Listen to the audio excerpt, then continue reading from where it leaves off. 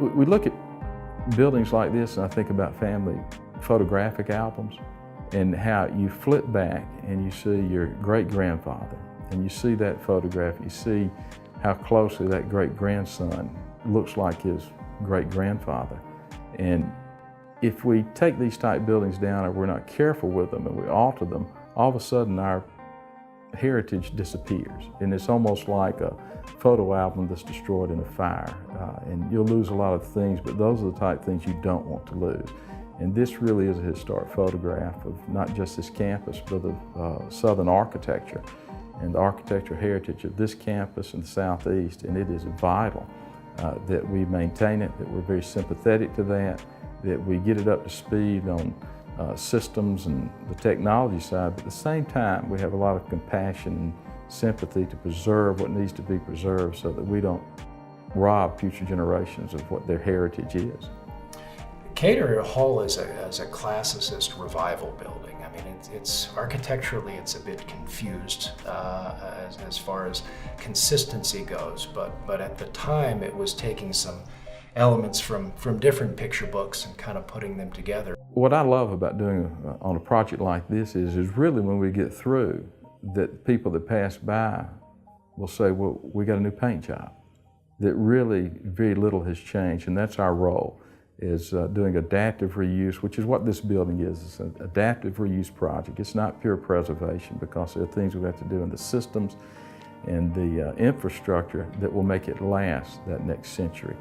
Throughout the 30s, we were beginning to grow, and we had a lot of WPA projects, particularly near the end of the 30s with the upper quad and the lower quad buildings here. And as we continued to creep away, this piece of land became incredibly important, and it really wasn't the best location for the president's residence. In 1938, we built the new president's residence at the corner of College and Sanford, but this building took on a much greater role at that point for the students in particular. Served as a social center, and it served as a hub for students historically from 1938 forward. And Dean Cater came in 1946, and really the importance of the structure and its connection to the upper quad really was a change in the connection of how this building really tied into student life at that time. When she came to Auburn, she adopted Auburn. I mean, she became Auburn, and she and Dean Floyd were such a wonderful pair together in trying to keep the boys and the girls all behaving. And it wasn't really that difficult. Every now and then there was a wild one around, but you know, the Cater's laws were sort of mom and dad's laws in that era too. I think all of us were scared to death of her. Because I think she gave the impression of being a disciplinarian, of being someone that we were afraid of.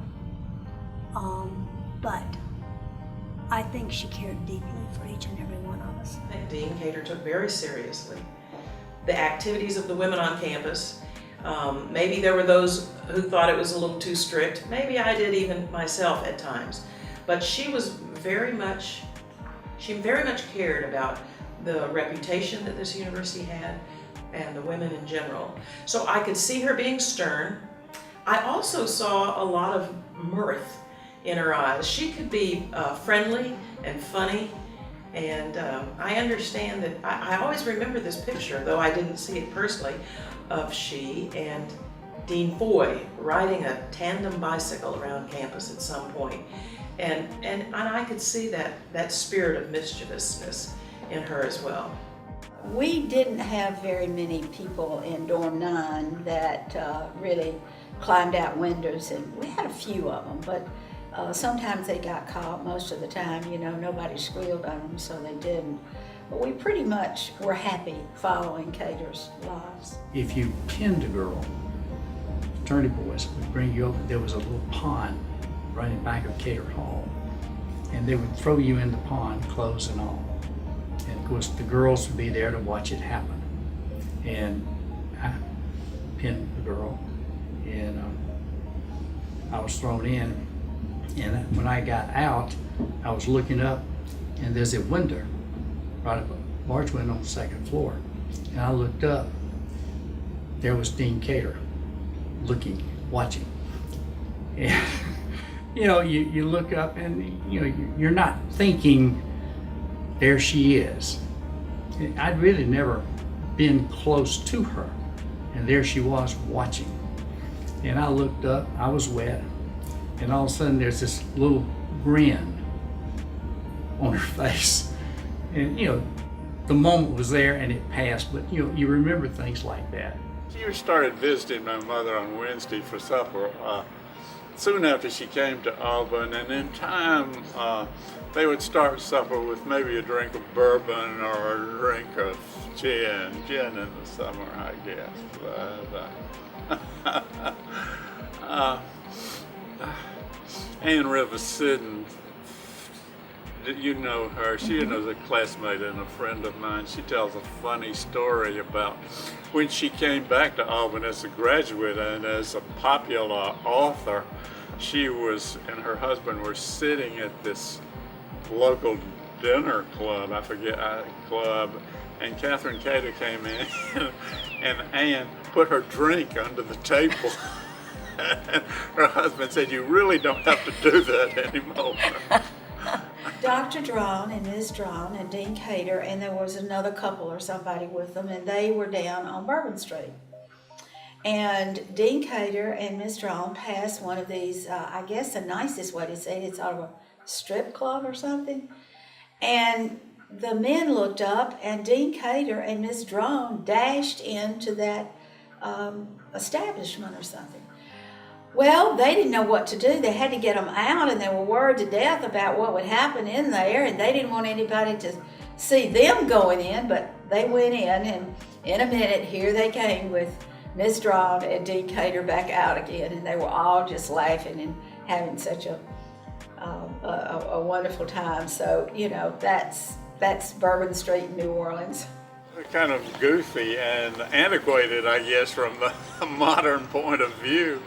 But it was a bunch of guys would kind of try to raid dormitories, and the girls would wave panties out the window and stuff like that. It was never very successful at Auburn. I could just imagine what Dean Cater would have thought. There were men running up and down the halls in Hill dorms. There were women hanging out of the dorms, not clothed. I mean, it was chaos, and I think probably the worst thing that happened is a lot of shrubbery got torn up, and probably some of our older traditional dorm mothers at the time probably aged them several years in that one night, because this was just beyond their comprehension of what should be going on. So we had this call meeting the next day, which Dean Foy was leading. But when I walked in the room over in the student union, there was Dean Cater on the front row, sitting up all proper and obviously not happy with what was going on. She definitely did not approve and was, as she would say, horrified by it, and tried to deal with it as best she could, and particularly tried, there wasn't a lot she could do about the men, but she tried to squelch any encouragement by the girls under her supervision. You know, it's interesting, and I thought about this. There's probably only a couple of names of professors that I can honestly remember, but I remember her name and her face, and it's interesting how there are certain people that you recall, and I never had a class with her. And I mean, she wasn't a teacher, but it's interesting how someone can imprint you.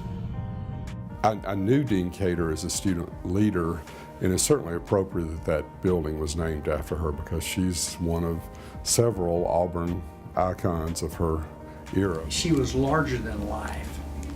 You know, you didn't know her, you just knew of her. But she was certainly a force. If you were at Auburn during those years, you met her either for something very good or something very bad in most instances. But being a woman on Auburn's campus back then, you had to know who she was. She had this demeanor or facade or something of being very stern and very serious, but she really had a wonderful sense of humor and was just an absolutely delightful person. And I think it was sort of a protective shield for her, so that when she had to come down hard on a student for some misbehavior, you know, she did it with grace and with ease, I might say. Katharine was a lot of fun. I like to tell stories with sort of some of the predicaments she got into. But I'm glad that she's honored by this, by having this building named for her.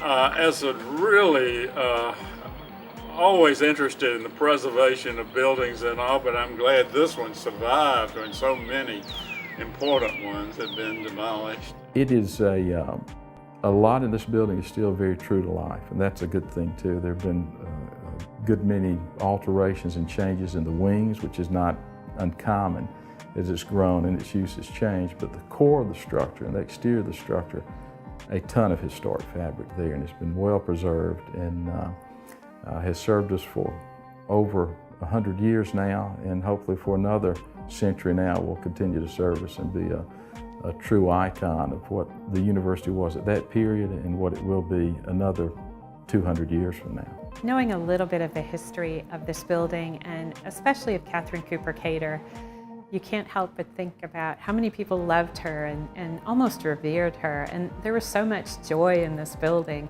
We're just thrilled to occupy the same space, especially as we welcome our students into the Honors College.